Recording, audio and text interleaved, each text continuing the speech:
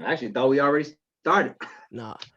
Hello and welcome to the Go Fish Village podcast. I'm your host of Go Fish Village and the founder, Joshua Mercer, where we teach folks just like you how to create financial freedom through real estate. Also, a realtor with Premier Chicago Real Estate.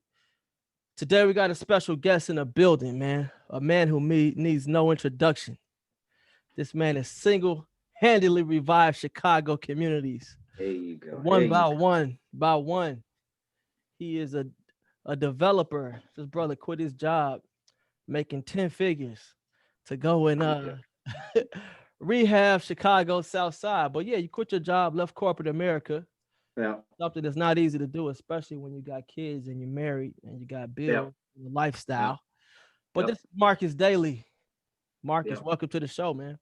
Thanks for having me, man. I certainly appreciate you, man. It is definitely a honor and privilege, man. I don't take this time granted or lightly, man. So thank you. For Thank you. sure, man. So Marcus is a go against the grain type of guy. When everybody's going up, Marcus want to go down. When everybody's saying hold, Marcus want to flip. So just tell me how you got started in real estate.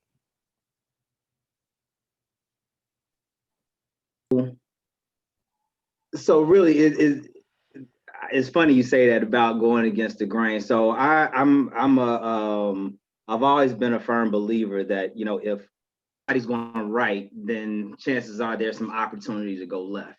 Um, that I'm a swim up the stream kind of guy, and really a lot of my decisions are fact based and based off of numbers.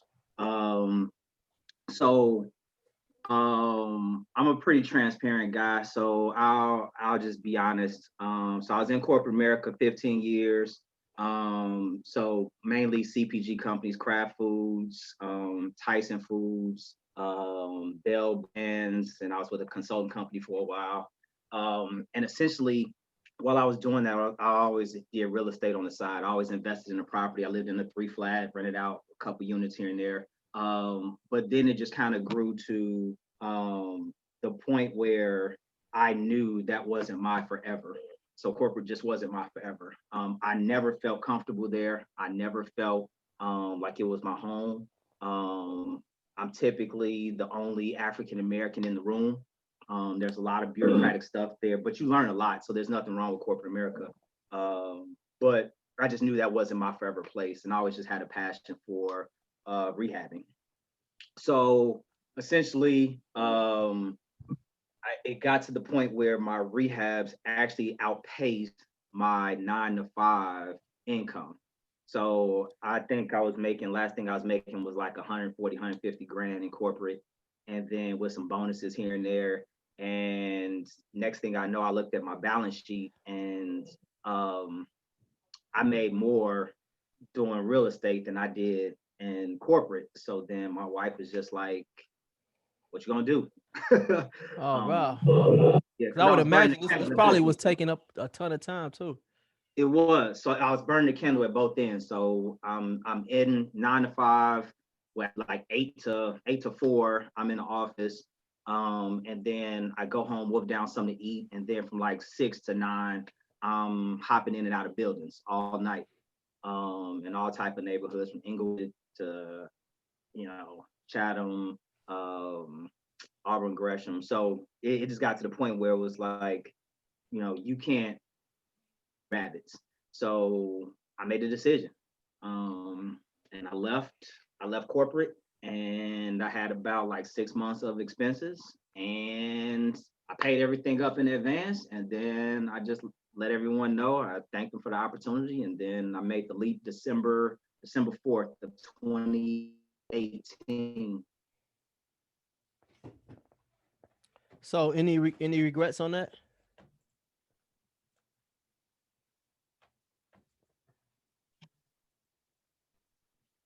Hello? Was my connection for the last 2 years. So I've So you done. stopped, you left corporate on Founders Day.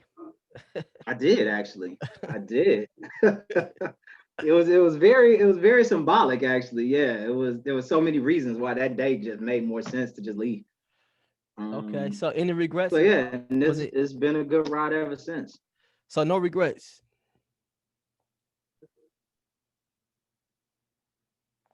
Say that again. I said no regrets. Oh no, no. Actually, I regret not doing it sooner, if anything. Wow, really?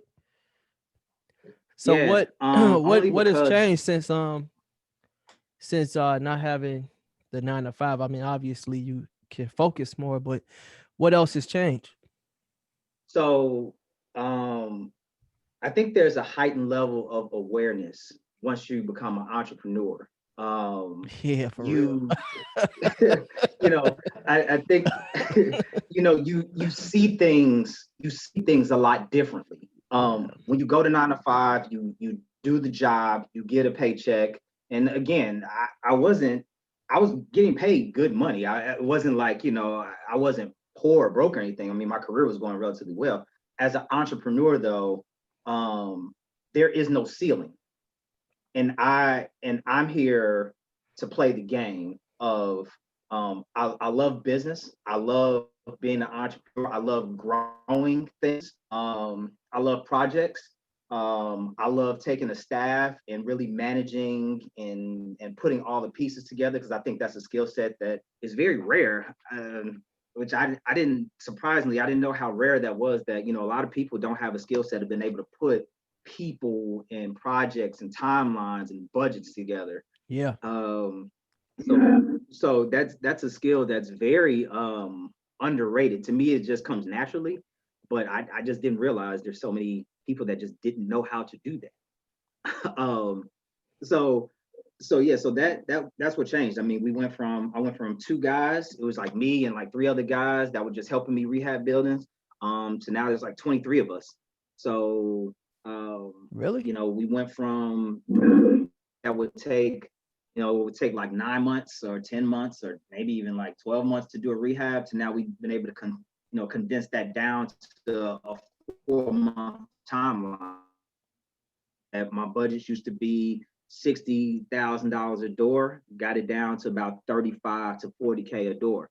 So that's what changed. And so we do continuous process improvement exercises. At the end of the year, we always have post-mortem discussions. We sit down and say, how can we be more effective, more efficient? Where are we lacking? Where can we grow? And that's the corporate value that I believe that I learned that I just took to the entrepreneurial space. So who are these guys? Are they like similar to you, like similar backgrounds, or are these guys that are in the trades? It's a mix. It's a mix. So I have one guy that had a former corporate background, and he also transitioned to being a full-time entrepreneur.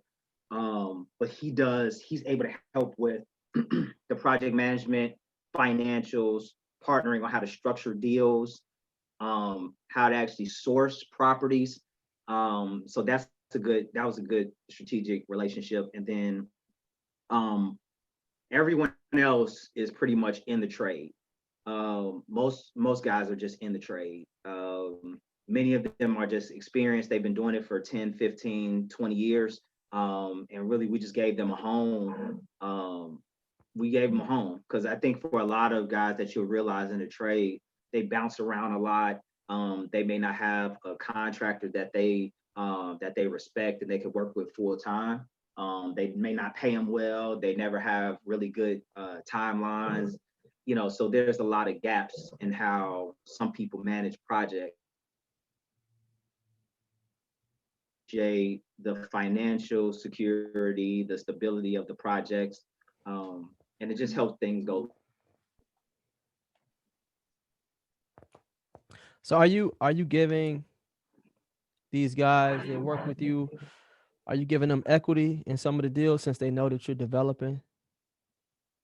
Some yes, some yes. So it depends. It depends on the deal. Again, you have to really assess the deal up front and say, well, this is how. What initially, that's how I really had to do it, is because I'd be like, man, I have a really tight budget and I really can't afford to pay you, $75,000 a year right now. But what I can do is I can pay you maybe 50 to 60, 75% of that as a weekly salary. And then I would offer you an incentive that says if we finish within 13 weeks, and we go, to the closing table, I can give you an equity stake.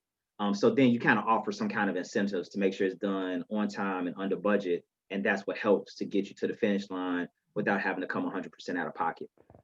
Yeah, it's a So lot of now ways. I really don't have to do that as much.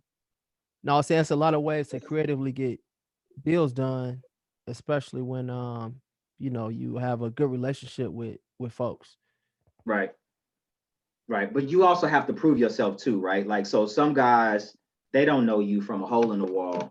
And when you first start doing business with them, they'll be like, who's the suit, the dude in the suit that's just coming around with, slinging cash around. So I had to spend the first year really just getting dirty. And most guys, when they see me, I'm not in, wealth doesn't look like a suit and tie and, a briefcase in my world anymore. So, wealth to me, is doing the dirty work that no one else is willing to do. And so a lot of times the dirtier I get is actually the stuff that no one is willing to do. You see stuff from, dead cats, squirrels, you see all type of stuff that has to be picked up. I'm You good. know, yeah, a lot I'm of people good. don't, you I'm know, good. um, runs to the store. And it's funny because like I never thought that I'd have to do that kind of stuff. But like, going to get lumber when the framer, he's framing and he may run out of like shots and pins or something like that. And he'll just sit there, and may not move until, he has the things he needs. And so I'll make that run to go get what he needs. But again, it's all for the bigger picture. It's for the sake of the timeline, the project, and then you understand your ultimate goal, right? Which is you're getting to the finish line, completing the project, going to market, and that's where you add your value.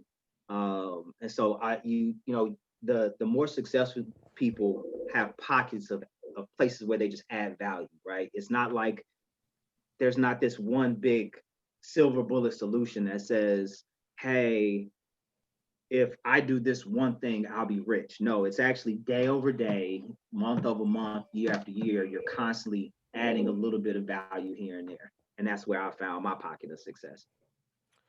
So what is it that makes you a little bit different? I was very surprised to see because when I came by one of your sites, man, to see how hands on you are. Because we was going over numbers. I'm like, man, how are you able to get these numbers on your rehab? Yeah. And you Yeah. telling me like, oh yeah, I'm putting no drywall in. I'm doing carpentry too, bro. Grab that hammer over there. I'm like, bro, Yeah. I'm not trying to mess up my wingtips, man. What's different about your approach to development? um, so what differentiates me is the fact that I chose to be hands-on. But the reason behind that was because I at first had a more automated approach where I would find a contractor, I get the property, find a contractor, marry the two together, say, all right, go, call me when the place is done, right? Cut them a check, walked away. I would probably check in maybe like once a week, walked in, just, I was the suit, walking in, pointing around, saying, yep, fix this, move that, I don't like that, whatever. And so then it was like, okay, but that comes at a cost, right? And so when you think of the cost of rehabbing a two flat Mhm. for in Chicago, again, you're on average, you're gonna pay about 50 to 60,000 a door for if you just hire a contractor and walk away, right? So your budget to gut a two flat is likely gonna be somewhere around, that 160 to 200K, depending on how fancy you want to get and what kind of bells you're in, and it has some some fluctuation depending on your personal style and how high end you want it. However, after doing two deals like that, I noticed I had no margin left when I sold it. And so it was, or I And by was no renting it margin, out. by no margin, you mean like zero, or you mean like it just wasn't worth what you got back?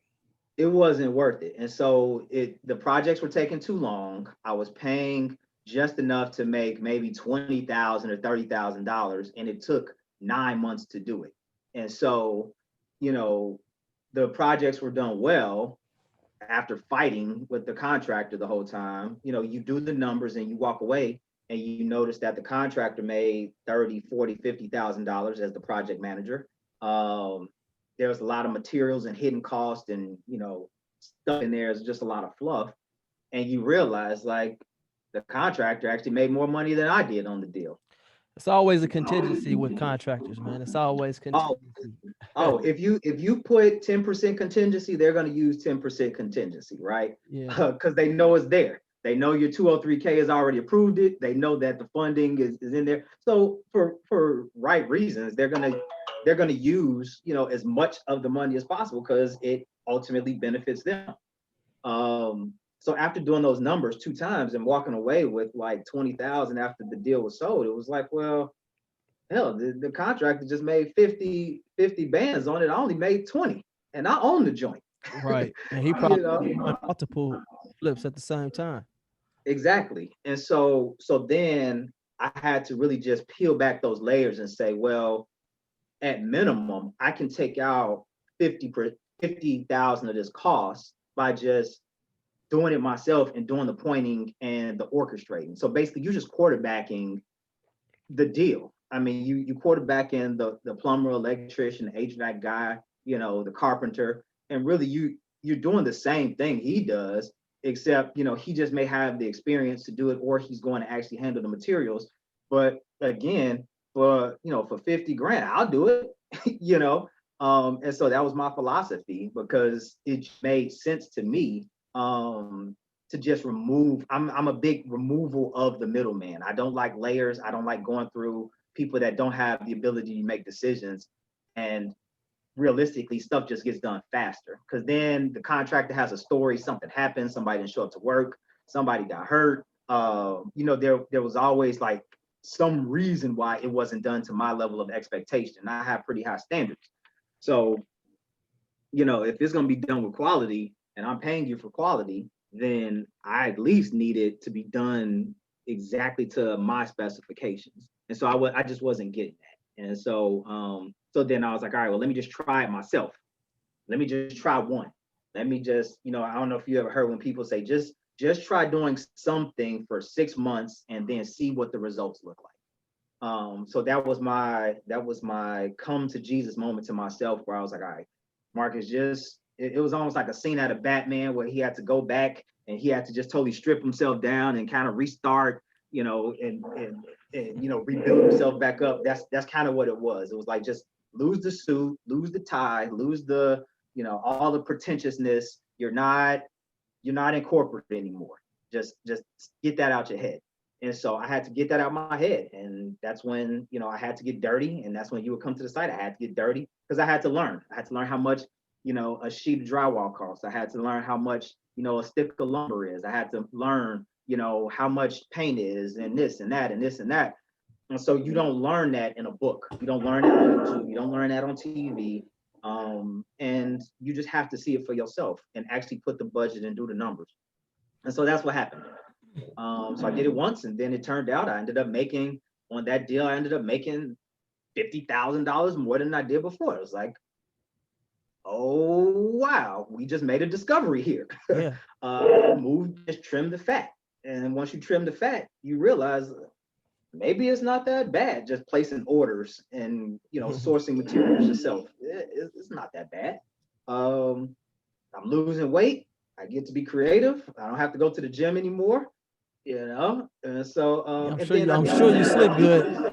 Oh, I sleep very well, and it keeps me in shape. And I just learn. I learn so much because then you get to call a lot of BS a lot of times, right? You get to talk to your electrician and say, you don't really need that, do you? Or the plumber that'll say, well, I need X, Y, Z. And you can kind of like call BS a little bit more, or with your framer and say, we can do that with 20% less. And so once that exercise happens over and over and over and over again, then you get to true cost, true labor, true value, which is where you come in at. Because at the end of the day, a piece of real estate, that's a product, right? And you want to create as much value and margin off of that product. And if you're not able to do that, then you're just doing the whole exercise for nothing. And unfortunately, there's a lot of people that they don't really do the numbers, and there's a lot of allure behind just doing a deal. They like, I'm in real estate, I'm doing real estate, but some people they're just not even making money. They're just doing it, and they're just going through the exercise. So, and that's dope, man. I appreciate that. I mean, so are you pretty much self-taught when it comes to a lot of the stuff that Well, you've been doing? I think that's relative. I think there's a level of experience and making a lot of mistakes. So I think I took so many L's that you just learn how to not take L's anymore, right? And so you have to just continue to do. You got to like run as fast as you can, do as many projects as you can, fall as many times as you can, but you're Mm-hmm. gonna fall fast and fall quick, and hurry up and get it out the way. And so that's kind of what happens to me. So when you say self-taught, yeah, I learned like baptism by fire. I learned by throwing myself in a pool, not knowing how to swim, right?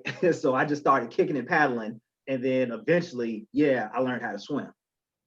And so, and that's where, like you said, that's where the courage comes in. That you just have to engulf and immerse yourself in it for long enough that you understand how to discern the real versus what matters versus what doesn't. So we had this conversation yesterday or day before when I talked to Mhm. you, and we saying, okay, flipping versus buy and hold. Yep. So Yep. you could have easily did a buy and hold way because you making an excellent salary. Yep. I don't know if your wife works or not, but if she does, then that's He does. two incomes. Yep. You're doing well in your career too. So you have Yep. stability there. So Yep. you could have easily did the buy and hold, Yep. which is the strategy that I gravitate towards. But Yep. why development Time. in terms of like financial? So we both trying to get to, let's say, $1 million. All Yep. right. Why development? Time. Yes, the key thing is time. Um, so when a person thinks about their goal and what their number is, at first my number when I was in corporate was by the time I hit 50, I wanted $1 million. That was in my head. I was just like, in my 401k, I'm going to save. It's going to compound at 7, 8, 10%. And by the time I'm 50, this number should compound to about $1 million, and I'm going to retire. Mm-hmm. Then my experience opened up into rehabbing. So to that point, I had hold. I had about like 6 units. I didn't have a lot. I had like 6 units. On average, was doing about $1,000 a unit, so 6 grand a month. And I think out of pocket between the mortgages, whatever, I think I was paying like 3,500, 4 grand. So I was making like $2,500 a month. Um, okay numbers in terms of cap rate, that's not bad. However, when you think about compounding, because it's all numbers, right? So when you think about compounding a dollar, you say, okay, well, if I were to divest, or if I were to acquire, add value, divest, acquire, add value, divest, technically that's what we know as flipping in the corporate space or in the business space. That's what you're doing. You're acquiring, adding value, and divesting, and then you're taking that margin and then you're reinvesting it. So that $1 million actually becomes a very attainable number very quickly. So let's say in the flipping world, as we commonly know it as, you can make $1 million in 3 years. Like that's not a unattainable goal. But then you can take that million after 3 years, and then you could in fact do it and compound it again and again and again. So then after that 10-year period, that million that you wanted actually looks more like 7 to 10 million, depending on your margin and depending on how you're investing and reinvesting those dollars. So that's actually what happens in the business space, is that you take it and you actually you're almost underestimating how much the dollar can compound by not leveraging it properly, if that makes sense. There Yeah. is no right or wrong answer though, because A rental approach is a very passive approach if you do your due diligence up front. You did the acquisition, you did it at a good number, you put great tenants in there, you may get Section 8, which is guaranteed rental income. That's great. That's great. Nothing wrong with that. However, if you say, well, I just want $1 million by 50, my argument would be, all right, well, go flip 10 properties and then there's your million right there, and then just go chill. So it really depends on what your real goal is. And so mine is more of a realistic number that looks much larger than $1 million now, because in 2 years, I mean, it's not unheard of to get $500,000 in 2 years off of flips. Like that's not a difficult task. And I have this saying that making $100,000 off of a flip is $100,000 rent checks, right? And so you would think, how long does it take to get 100 rent checks at $1,000? So 12 months, if you're doing 10 units or 10 doors, you would have to have 10 units, $1,000 a unit for a year to hit that number, minus whatever maintenance or holding cost it is. So, and that's the other benefit with what we know is flipping, is that once you're done, you're done. There's no going back to fix the sink. There's no toilet to fix. There's a very clear and definitive beginning. There's a middle, there's an ending, and then you move on. Rental strategies can be great, and I will have to do them eventually, but it just doesn't make sense in terms of time to not take advantage of compounding. Man, so my thing with flipping is the to me it seems more risky, but I guess if you're hands on, you kind of eliminate that risk It's a very lot. risky. It is. But and then just the work that you got to put in, No one wants to do the work. you know, the No work one that you wants to have do to the get work. in, and you do have to it's not passive at all, because I guess I would say, I mean, with real estate period, you make your money as soon as you buy the property, Mhm. but that's really the case with flipping. You Yeah. have to, your acquisition costs have to be at a point where you can exit the property and at least be whole, because Yeah. as an insurance agent, man, I hear horror stories of stuff being stolen, a Yeah. property being stale, contractor not working out. How Yeah. how are you I mean, I know you talked about, you're in the weeds too, but what are other things that you're doing to mitigate that risk? Well, the being there every day, I think that's what helps mitigate that risk. Because to your point with what we know as flipping, there's a lot of risk if you don't pay attention, right? There's break-ins, there's fires if people leave a tool, a space heater on because it's cold now. They blast a temp heater. Well, That happens. what about in terms of like acquiring the properties? Like, I'm sure you don't acquire properties the same way that most people would. Like, what approach are you using? Oh, okay.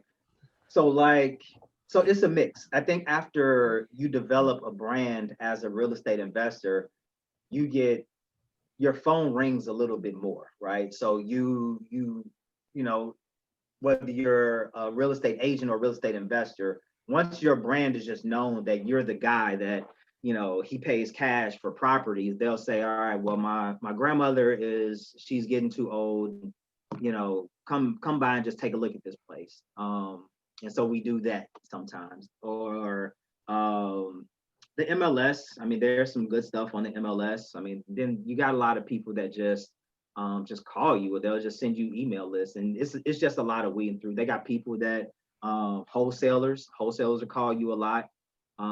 Again, just because they know if you got $75 or $100,000 cash, they know, hey, I could call Marcus if this property is good and he likes it. He could close in 3 days. So once you become branded as that person that can execute on a deal relatively quickly, you'll take them as is. You don't have to babysit or handhold me. The attorneys are in place, the agents are in place. You just send over the contract, they'll look at it. they'll scan it, send it over to me. I do a prelim budget for my contracted crew, hand it to them and say, hey, can we do this for X? They'll say yeah, package it together. All right, cool. We'll buy it for X, whatever the agreed upon price is. So it's a mixture. I don't think I don't have a plug that just one guy calls me and is just like, I got 1,000 properties for you. It's not like that. But a part of your strategy is to purchase these properties in cash. Well, I prefer OPM, other people's money, but cash just makes you a little more agile. And if you do an acquisition cash, that's not to say you could just do the acquisition cash and then just finance it out.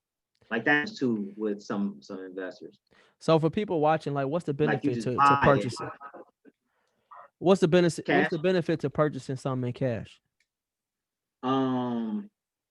Agility, really. Many sellers know that you don't have to wait 100 cash in the bank, then that's your 100 cash. I don't have to call. I don't have to call. I don't have to shop it. We don't have to underwrite it. We don't have to get inspections. We don't have to get it appraised. It doesn't have to appraise out. I don't have to do all of that. I just take it as is, and then I take the consequences.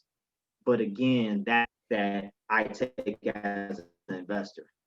And so I say, I'm willing to take on the risk. Don't worry about it. Just give me the keys. Mm-hmm. So, okay. So we talked about acquiring and also how you work on them. But what about building a team? I mean, for these things to go right, I know you have a 23-person crew. That's a lot of moving parts. That's a lot of personalities, and a lot of these guys, they ain't been through orientation at, certain businesses, man. So they may be rough on the edges, but you have a brand, everybody got a family to feed. How do you vet folks? Because they might be great workers, which a lot of which a lot of those trades people are, but then they not right personality fits, or vice versa, Right. I mean, and you know this, just managing teams of your own. I mean, I think people are always people, right? And so you have to have a very clear vision of what you want. And I think the key word there is just culture, right? Your brand speaks for the culture of your team. And so everyone has to know how you respond to certain adversities, right? And so, if you're known as the guy that doesn't pay people on time, or if you're known as the guy that is going to try to cut a lot of corners on the work, or you don't allow them to just be their creative selves, that comes with some levels of adversity, right? To answer more specifically your question, it takes a lot of time to build a strong team, a lot of time. And you literally develop this very strong nucleus, and then you have to put one person on at a time. You can't just have an open house, hire 23 people and say, all right, guys, let's run together. I almost attribute it to like building a basketball team. You get your LeBron, you get your AD, and then you build a team around it. Like you need people who are role players versus I need everybody to be good 100%. Nobody is going to be 100% of everything you need it to be. So you need your LeBron, you need your AD, and then you get supporting cast members to build around the strong nucleus. It takes a lot of time. It takes a lot of conversations. Every morning we have a staff meeting. After every project, we do a postmortem, what worked, what didn't, start, stop, continue. That's the stuff I kind of take from corporate. When people are messing up, having one-on-one conversations versus putting them on blast in front of everybody. Those are some of the things, like I made mistakes of, telling people things publicly in front of everybody versus pulling them to the side to give them a little more, just a little more dignity with that constructive feedback. Because this is a different world in construction. Like people see your mistakes, and if they need to fix it, like if they don't fix it, everybody sees it. You know what I mean? Like if the plumber doesn't put things in the right place, everybody sees it. The carpenter does a wall wrong, everybody sees it. So and you want that to show in the quality of your work. So you want your product to be A1 because it shows when you go to market, when you get inspections, when you getting appraisals done. If a door is crooked, it doesn't close all the way, they're gonna say, man, you had a terrible carpenter. You know what I mean? So you have to vet people, and you have to fire fast. You have to fire. Like I mean, to get to 23 people, I have to go through 300 easily. So What is it like to manage people that probably know way more than you know, and probably are, been doing it way longer, know way more? How do you assert yourself as the person, as the leader? you have to be very honest with them. I tell my guys all the time, I need to be the dumbest person in this room right now. I shouldn't know how to be a better plumber than the plumber. The reason why you the plumber is because you are the best plumber in this building. I I go to you for advice. I go to you for what best practice is. You are my subject matter expert on plumbing. You are the guy that does this specific task. And so the same with my carpenter, same with my electrician, same with them. I want them to be the smartest. I want them to be the best, because if they're not the best, then we collectively can't be the best. So my job is to be a servant leader from the back and not from the front, if that makes sense. Mm-hmm. My job is to make sure that they succeed and they look good. They get paid on time. They can put food on the table for their families. And that makes them work harder for the group, for the unit, for the team. I tell them I don't have any employees. We're partners, right? We are all a part of this project that everyone plays a role in, and they have to understand, or they all do understand, that your success will dictate our success. And so my job is to make sure that you're successful. And so they know that. Like, That's I'm real. usually I'm young. I mean, I'm 40 now, but like, a lot of the guys will be like 50, 60 years old, 30 years of experience, been doing this since, I wasn't even on this earth. So, but you have to understand what their needs are. You have to pull them to the side and say, well, what do you ultimately want? What does your next 3 to 5 years look like for you? Do you want to be a plumber for the next 3 to 5 years? Do you want to continue to do projects like this? You have to continue to have those level of personnel conversations, because ultimately, the plumber just may want to be a good plumber and he just wants to go home at the end of the day. He may have career aspirations to go be a developer or to do massive scale projects. So he may be content with saying, hey, I just want to do your properties, pay me well, and we can do this for the next 10 years. And I'm good with that. Some people, they have aspirations to eventually have equity ownership. So then you have to craft incentives that say, okay, this is what that package looks like. No two people are the same. And so a part of my job is understanding what everyone's needs are, because the reality is they could be very good carpenters, plumbers, or electricians, but there's a lot more to a person other than what they do that comes to work with them, right? Because that's where people gonna and people gonna have problems. So if their car is broke down, but they're a damn good electrician, I tackle the car and not the electrician. Does that make sense? No, that's 100%. Yeah. The project got to get done, so you can't be in your feelings when the car break down. You like, yo, where you at? Right. I'm on my way. I'm about to come get you. We're gonna handle that car too. Right. So then I have issues like, if my HVAC got, like, I've had issues where, like, one of my guys, his truck got broken into and all of his tools got stolen. Right. He's a great tradesman for what he does. Christmas, somebody broke into his truck, took all his tools. Probably, I would say, easily about like $1,200 worth of tools, right? This is what helps him do his job and what helps him complete my projects, right? Mm-hmm. So as we're in the middle of this project and he's roughing in, one approach is to say, well, you need to figure it out. You need to be able to not get your truck broken into and point the finger at him and tell him how he could have done better. My approach is to say, well, what do you need to get you back on track? And so we have to work out to say, hey, all right, I may front him $1,200, say, go get all your tools, go get everything you need. Everything will be brand spanking new. and then we'll take it out of the back end of whatever our contract was to help again usher and mitigate things and keep them moving. He appreciates it. It saved his Christmas because he was crying and didn't know what he was going to do and how he was going to work it out. So you have to create these win-win scenarios because, I mean, when you're managing people, you get adversity all the time. People always have problems. All the time.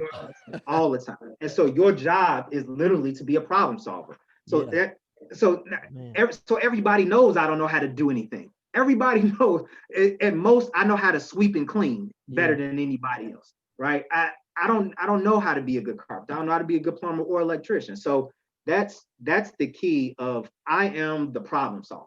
And so everyone goes to me when there's a problem and they say, hey, Marcus, can you fix it? And that's my job, is to fix it. Man, so how has when we talk about these interruptions, man, how has like COVID changed? Like, I mean, I know it's still a hot market, it's a seller's market, and people are still buying, but just from a processing or having processes in place and being quality control, like how has COVID, how has that changed the way you do things? So that's a great question. So when the pandemic first hit, we were about 75% of the way through our project, and we were about to go to market in about 4 weeks. The drywalls were still there. They were finishing up drywall. About to start painting all of the cabinets and all that stuff was coming in. Governor shuts down everything. It was like, all right, everybody go home. Mayor and governor, they start having weekly meetings. They was like, everybody go home. I didn't know how bad COVID was. I mean, I think it was new for a lot of us. This was back in like March. Mm-hmm. So basically, I sent everybody home for the week until I needed time to figure it out. So as a leader, they look to you to not only, pay them well, make sure they're compensated, make sure, their needs are met, but also that you keep them safe. Right. And so that's where, as a leader, the hard decisions need to be made. And so, I sent everybody home. I was like, let me figure out how bad this COVID thing is. I'll still pay everybody for the week. There'll be no gaps in your salary, anything like that. So don't worry about that. Just go home. So everybody went home. I started to make a few phone calls, call some other contractors, see what they were doing. Call my investors. I had to tell them, like, look, we got to shut stuff down until we figure some stuff out. I'm gonna need some extensions on these deadlines. And they understood. They're like, okay, I'm home too. Corporate sent me home. So everybody was very understanding. And so then I had to essentially take that 4-week timeline and stretch it out to 6. And I went from a 5-day operation to a 7-day operation. But I had to actually separate people by floor. It was really weird. I had to separate people by floor. I had to do the project where only certain people went in at a time. So like when the countertops got delivered, nobody else was there. So everybody left. Countertop guys came and put the countertops in. Then they left. Then the carpenter came, put up and hung cabinets. Then he left. Then the electrician came. He came to his thing, then he left. Crazy. So that went on and on for about 6 weeks just to get us to finish. How did you manage that, bro? I mean, shit, I would have had a fucking breakdown. Yeah, I thought I was, because I thought it was gonna get worse. I thought because I got so scared because I thought they was gonna start martial law and start giving us tickets if they just saw us driving down the street. So I didn't know. Deliveries from my suppliers, they got a little wonky. Testing was not a thing back in March and April. Like we didn't have COVID tests then. So you didn't know who had, who didn't, how bad it was. If a person coughed, you was like, go home. Yeah. So we had to shut down my office too. So I definitely sympathize with that. I had an employee, she got COVID, and we had to shut down. So yeah. Man, you gotta be. It's like, what you gonna do? You gonna feel sorry for yourself, because that ain't gonna do nothing. So you just gotta, you the one in charge, man. You the boss, so you gotta go ahead and put stuff in place so that everybody can keep getting paid. Yeah, be safe, man. Yeah. So COVID testing helped for me. I don't know about you, but COVID testing helped for me. So now I have my main guys. We just get tested every Monday. Like we just got a place we go to. We get tested on Monday. We get the results back by like Wednesday, Thursday to make sure everybody's good. So that kind of that helped just to, just to know where we stand. Yeah. So when it comes to like investors, man, I mean, are you as a person that's really trying to scale, like, do you have investor packets that you send out to folks, or do people hit you up like, hey, how can I get in on a deal? That's a good question. When I first got started, nobody wanted to invest in me. It was the weird thing. Well, why would they, man? Because you knew, right? You knew, right? Like, I'll be real. Like when I was doing my 9 to 5 and I was still in corporate, people looked at me like, oh, this is that little hobby that Marcus does, right? Like Marcus just does these little flips on the side, and then they see your crib, they like, damn, that hobby. Yeah. Yeah. So they didn't know whether the money came from corporate or whether it came from, my real estate ventures, right? Or the stock market, because I dabble a lot in the stock market, right? So then it was like, all right, we don't know where this man getting this money from. So I'm not really trying to invest in him like that. So then I did 3 flips and left corporate. And I think when I left corporate, that's when people knew how serious I was. Yeah. And then people started coming to the sites. They saw I was dirty just like everybody else.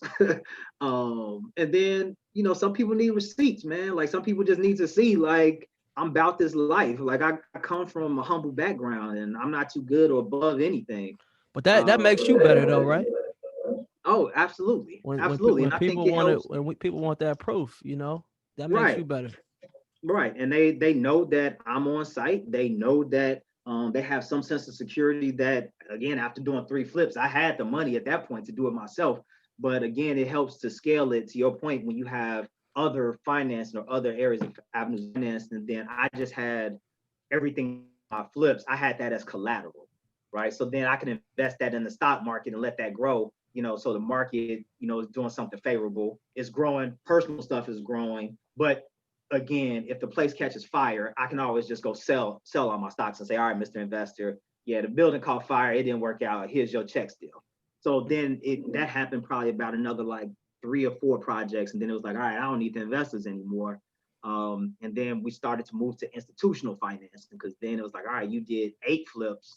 Now banks start to listen and they start throwing you, they start opening up their wallets and pocketbooks and saying, all right, yeah, you actually do this. You're a licensed contractor, you're insured, you got 8 under your belt. You got a staff of 20 people, your receipts look good, you got 2 years history, yada, yada, yada, yada, yada. And then it's like, all right, here's a credit line for, well into 6 figures, you know what I mean? And so then the interest rate gets better and then the terms get more favorable. It's one of those things like. Right, then they want to take you to the game, they want to take you to dinner, all of that.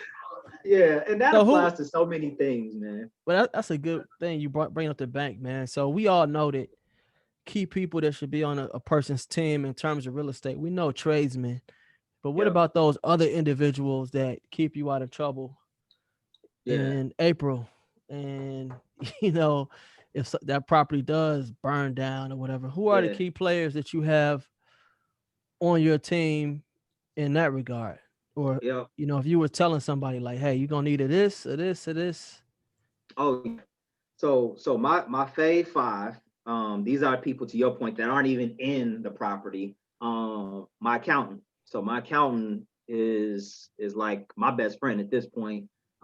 Keep me out of trouble, keep me honest, keep my books clean, make sure I'm held accountable.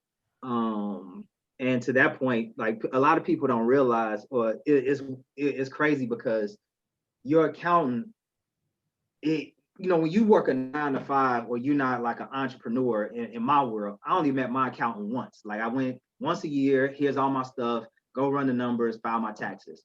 When you start to become an entrepreneur in my world, I don't know how it works, I don't know how with you, but like in my world, like I meet with my accountant once a quarter now.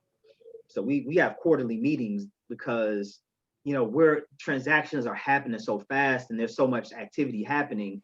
And then you start to, my accountant says, the more you make, the more, you're going to need to be engaged when it comes to taxes. So like, instead of getting one tax bill, like I actually pay my taxes once, like after every property, or like once a quarter on average. So when people talk about like Donald Trump, he never prepaid his taxes. That's not the thing. Like that's actually a thing. You can prepay your taxes so that you don't get a huge tax bill when the deadline comes. My accountant, I have two financial advisors that people I can just go to and just be like, hey, these are some endeavors that I'm thinking about. Here are the numbers. Does this make sense?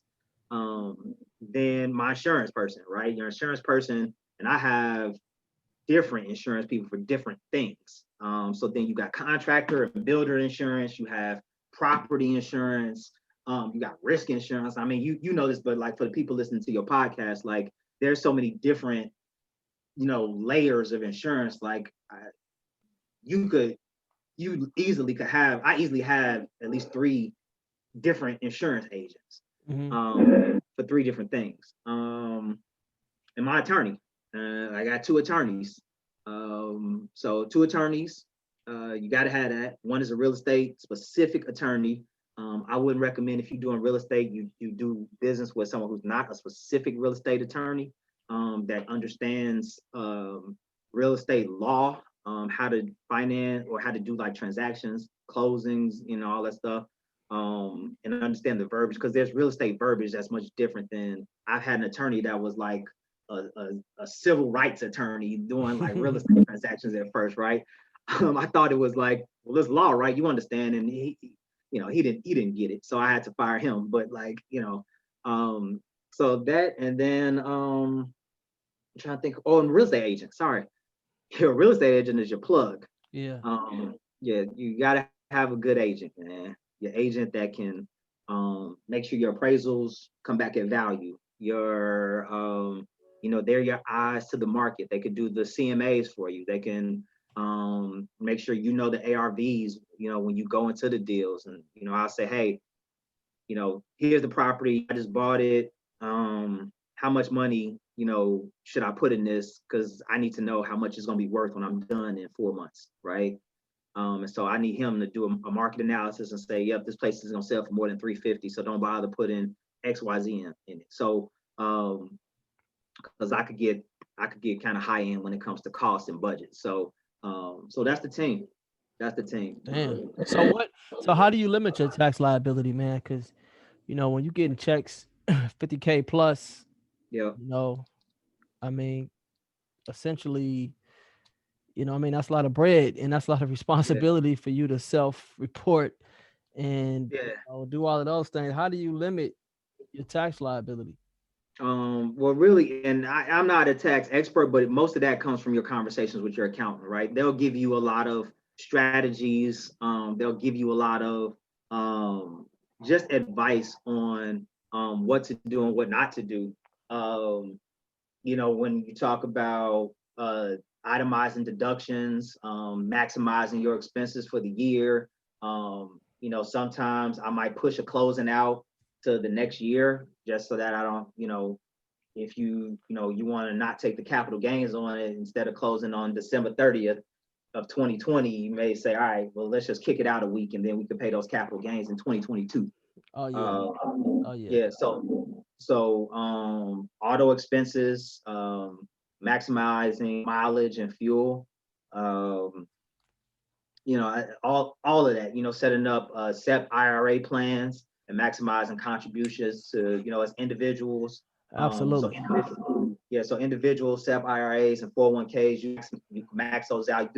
You can, a lot of people don't, you could dump $57,000 into those, and it's totally deductible. Your car, like all, your car, your meals. Trump passed a tax law that 100% of your meals for 2020 will be tax deductible. So, when I'm treating my team to tacos every Friday, that's, my team got to eat too, right? And so like that's 100% deductible for me. Technically, and these are all things you learn when you have, quality people in place. So a lot of what I learned on this show, and just even in the mistakes I made, let the professionals do, what they supposed to do. Yeah, you could probably do your taxes yourself, you know what I'm saying? But why not have somebody who does that lives it and breathes it, why not have them do that for you? Yeah, I'm not, I don't have that level of pride that I need to be smarter than my accountant. That, that's why my accountant paid six figures to get that CPA license. I go the cheap route and I'll just pay you to use yours, and use your brain. Yeah. Like I don't, I'm not trying to go to law school. That's not my bag.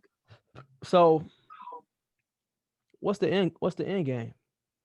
The end game is to maximize value, right? I think that the end game is to make as much impact and maximize wealth. I think also as African Americans, we need to start normalizing conversations about wealth and money. I don't think we do that enough, and to help as many people as possible. So my end game is to empower. My end game is to, I mean, my number now has got an extra zero behind it. Whoa. 10, Yeah. we talking about 10? What we talking Yeah, about? so ideally, and I mean I believe in speaking things into existence, but yeah, so my end goal is by 50, I want to be the $10 million man. I don't know. I mean, and Now, can you do numerically, that through flipping? Can you do that through flipping houses? no, it wouldn't be all through flipping at all. No, I mean you Pe- can, People but sleep it on the would be, stock market, that compound yeah. interest. Yeah. Yeah, so I mean, numerically, you talk about compound. We're just talking about compounding, right? And Right. so, if your first million is the most challenging to make. Once you make the first million, you kind of get like a sense of, okay, this is 80% of this million came from this, or 60% of it came from that. 20 or 30 of it came from the stock market, right? Like but you have to know your numbers and you have to know where the margin is. And so once you say, all right, I got to the million, it took me 5 years to get there. But if I can compound it, and because it really is all numbers, like after a while, money is just money. Like you don't really have this, like, and maybe I'm speaking for myself and like the other people that I know that are millionaires. After a while, it just becomes a number, right? Like it's The power. the other millionaires. I like that. I like that I quote. mean, well, I also believe like you should at least get to know, and a lot of people are millionaires, you just don't know it, right? Like a lot of, Yeah, you know it if you go to the bank, you have to fill out that statement of net worth. You know what I mean? yeah, You be like, right. Once you oh once you wow, I put it didn't on I didn't paper, know that. Yeah. yeah, once you put it on paper, some people are millionaires and they don't know it. But then you have people who are, more, let's just call them cash millionaires, that they can show like, hey, in my stock account, I got a million in here or 5 million Yeah, in I ain't here. I ain't got that. I'm the we're gonna Yeah. have to sell that. We're gonna have to sell that. and that's cool too. Some people are real estate, there's are in the form of property, but it's, to be honest, it's just there is no difference. It's just one is liquid and one isn't, right? Mm-hmm. But if you went to go sell everything today, it would show up in your account the same way it would for a cash millionaire. But yours continues to generate passive income in one way, and theirs is through dividends. Right. So there again, there's no silver bullet solution. There's no right or wrong answer, and everybody can get to the same number differently. Some are going to take longer than others, but like once you learn the value of compounding, it opens up your mind to a whole different world. Like when you work a 9 to 5 and you just putting $100 a month in a 401k account, you can conceptualize $10 million, because that's a very hard number to get to. Well, it goes back to your point about in the beginning when you said like when you became an entrepreneur. I forgot the word you used, but you know, you start you when you're an entrepreneur, you start pulling out your compound interest calculator all the Hmm. time. You're Right. looking at that number, that 10 million. When you're in corporate, you're like, okay, when I'm 65, I retire. All I know is I'm gonna be straight after that. Right. But when you're entrepreneur, you like, man, do I want to work to 60 or 50? If I Right. want to work to 50, I might need to buy some more Tesla. Or once I Right. flip this, I'm gonna put it here. So Right. so yeah, I know 100%, man. I think I mean compound interest, that's a more of an important class than algebra and calculus. I mean, just Absolutely. compound, like if you just because that applies to not just math, but it just applies to like knowledge. You know what I'm saying? Like Absolutely. if you take care of your son and then your son take care of his son. It's like that's compound interest right there. You know what I Absolutely. mean? So Absolutely. that whole phenomenon of compound interest, man, I love it. And I just wish I would have been a lot more intentional when I started, being serious about money, in the stock market. But I mean, we could talk about compound interest forever because that's just a beautiful, a beautiful Well, thing, man. and I think that's the key thing that once you know how it works and you've actually seen it happen, Yeah, then the numbers that people throw out actually aren't that unattainable. Like, right. and to your point, like, there's books that talk about like the 80-20 rule, and how 20% of the things you do can be responsible for 80% of your wealth. Like, I mean, these are we're talking about leverage. Jay-Z, I think he's the GOAT when it comes to really explaining this through song and music. Turn 125 to 250, 250 to a half mil. Now what else you gonna do with it? Like, these are things like Crazy, bro. that Crazy. is a real thing. like Right. like that's not just a That shit theory. lands on me like, oh, Right, like that's a real thing, man. Like, yeah. and so when we talk about like people who are ultra wealthy and ultra rich, it really isn't because they're doing something on a day to day to get them, to be, every venture didn't get them $1 million. It just compounds over time, Mm. and it gets to a point where the money just grows on its own, and it's So just through systems. here's the thing, man. I just became aware of this. I don't know how it just showed up in my timeline. It said Warren Buffett attained 99% of his wealth after the age of 50. Right. That's compound interest. That's the definition of compound interest right there. All this dude Right. does is invest. That's all he does Right. is And, invest. and, that's the thing, Josh. At a certain point, money just does make money. Like, Yeah. and also just putting things out into the world just come back to you. When you're an honest and decent human being and you do good deals, people just attract to you. Like, money just attracts to you. You know what I mean? Mhm. Like, when you treat your staff with respect, then they tell their friends and they say, "Hey, I got this guy Marcus that he pays on time. He cool, and Right. He pays on all the time. projects, right?" Because a lot of people don't pay on time. Some people like pay some of my guys on their days off for holidays. Like, I have sick pay. Like, some people just don't do that. But It's it's like crazy. It's crazy. It's crazy how much of a competitive advantage just being responsible and respectable. just being right, an honest and decent human being, Yeah. who just tells you the truth and keeps it real. Like, that's a rare quality. And so people just value that, and so you'll start to see, like, the more honest you are, the more compassionate you are. People just kind of attract to you. Money attracts to you. People start just throwing you money and be like, "Hey, man, I want to invest. Like, here's 100,000. Can you put this towards one of your projects?" Like, happens. Yeah. And so that's how compounding happens. Like, any of us would easily hand Warren Buffett our last dime because he Right. just has that money, Exactly. Exactly. right? Like, I would give Jay-Z my everything I have because I know Jay could flip it, right? Right. Like, and Absolutely.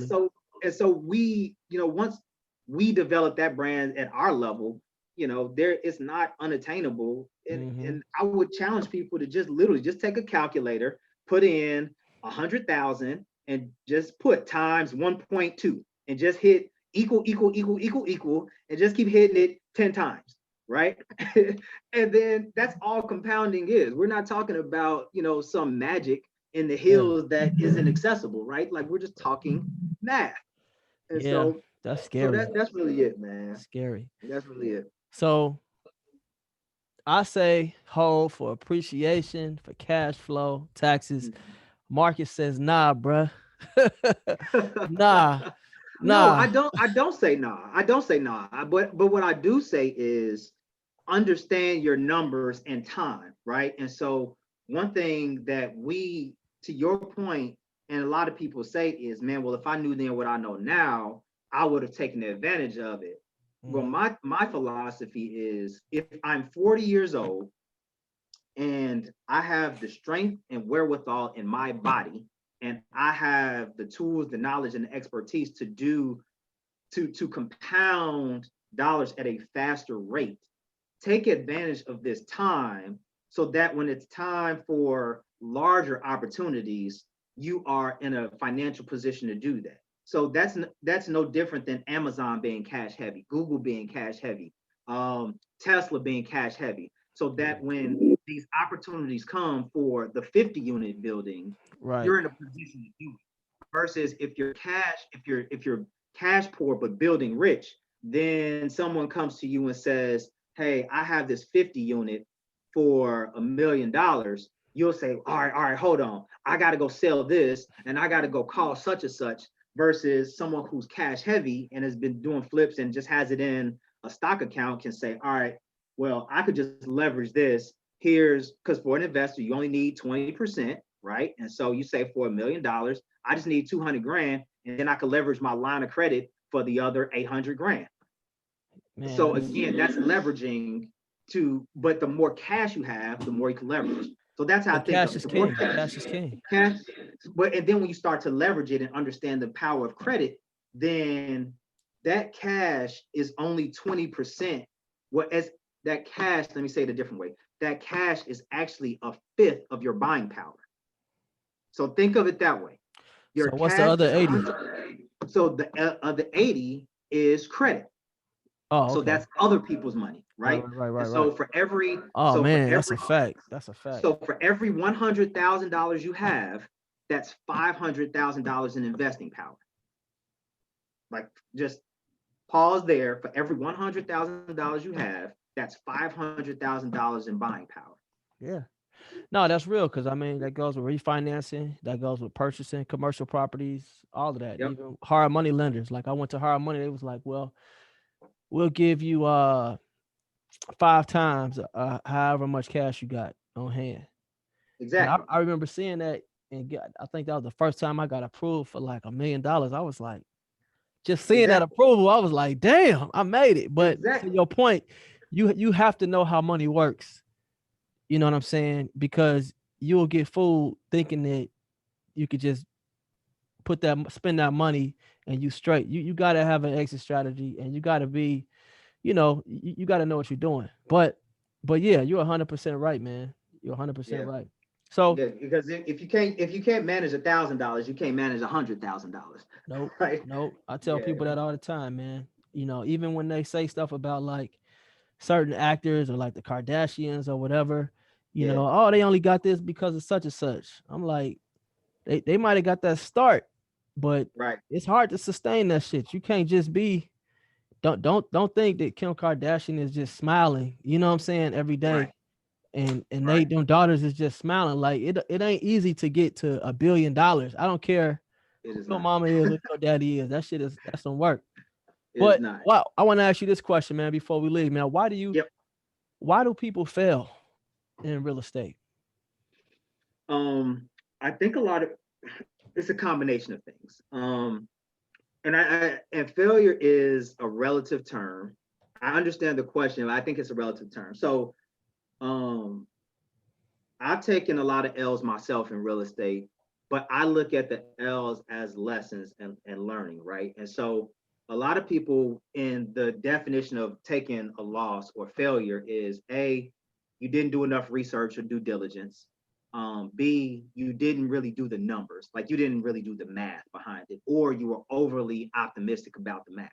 You said, all right, I'll just spend $150,000 for this 2-flat. I know we got to gut it to the studs, but it'll work itself out later. I'll figure out a way to make it happen.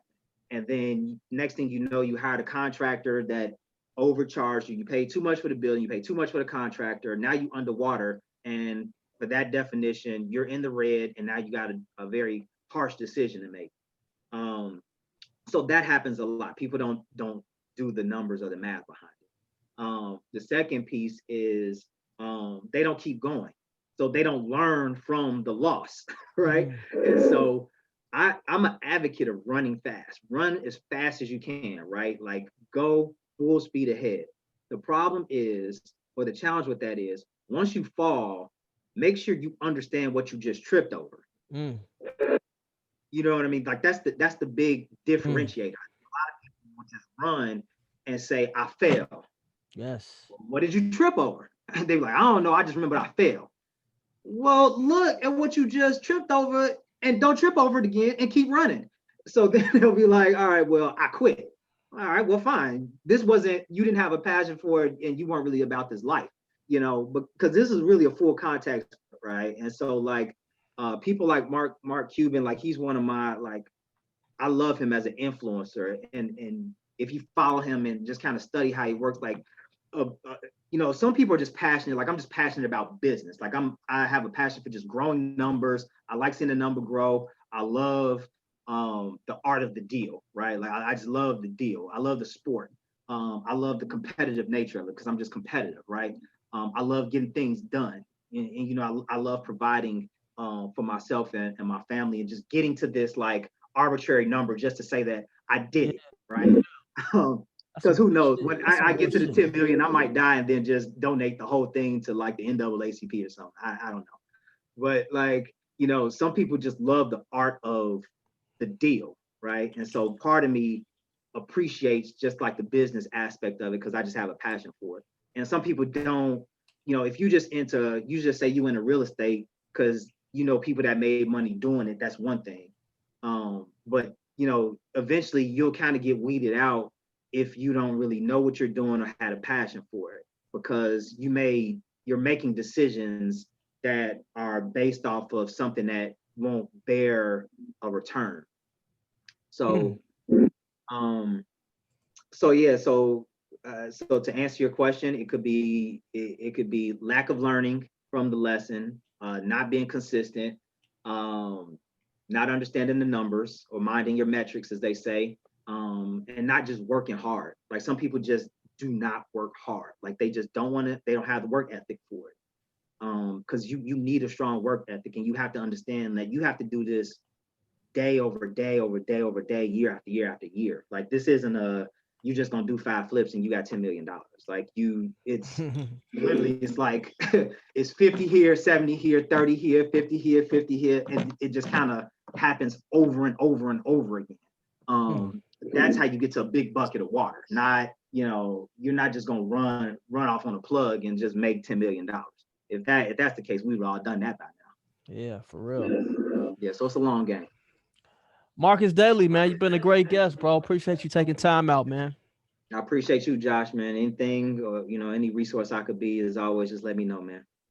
For sure, man. Everybody, thanks for tuning in to Go Fish Village, where we help people just like you create financial freedom through real estate.